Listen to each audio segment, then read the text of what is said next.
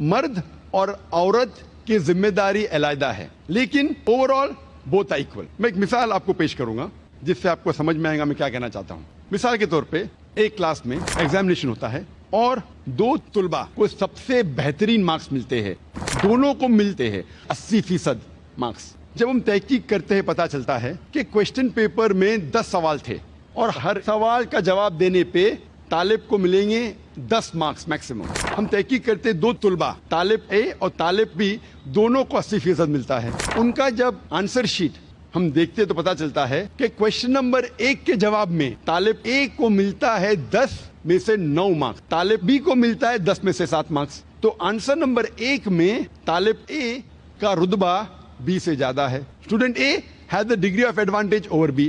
سوال نمبر 2 کے جواب میں اسٹوڈنٹ بی کو ملتا ہے 10 میں سے 9 مارکس اور اسٹوڈنٹ اے کو ملتا ہے 10 میں سے 7 مارکس. تو جواب نمبر 2 میں اسٹوڈنٹ بی کا رتبہ اونچا ہے. Student B has the degree of advantage over student اے.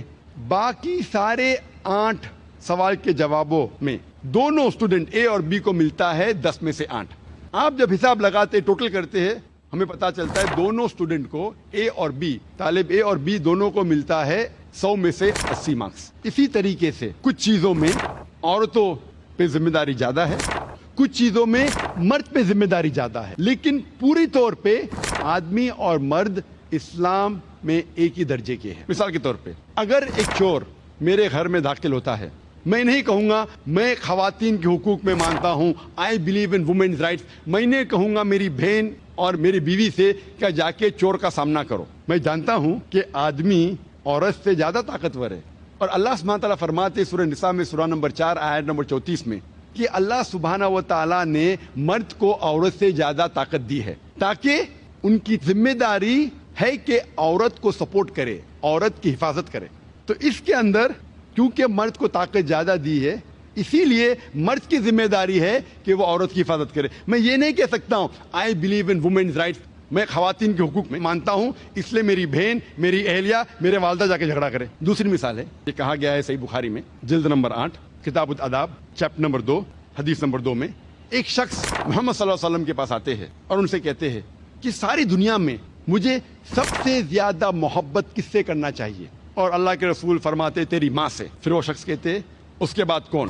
اللہ کے رسول فرماتے تیری ماں. وہ شخص کہتا ہے اس کے بعد کون؟ اللہ کے رسول فرماتے تیری ماں. چوتھی بار جب پوچھتا ہے اس کے بعد کون؟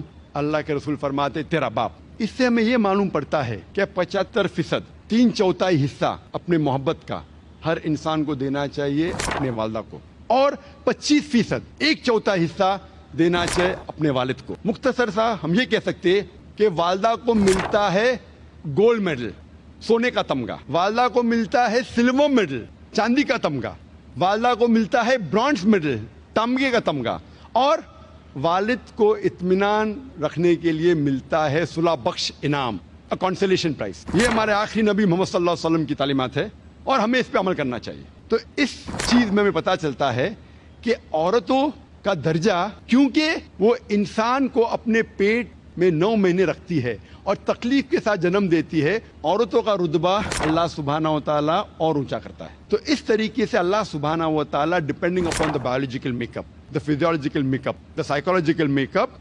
ڈفرینٹ رولز, ڈفرینٹ ذمہ داری دی گئی ہے, لیکن پوری طور پہ اوور آل مرد اور عورت کا درجہ ایک ہے.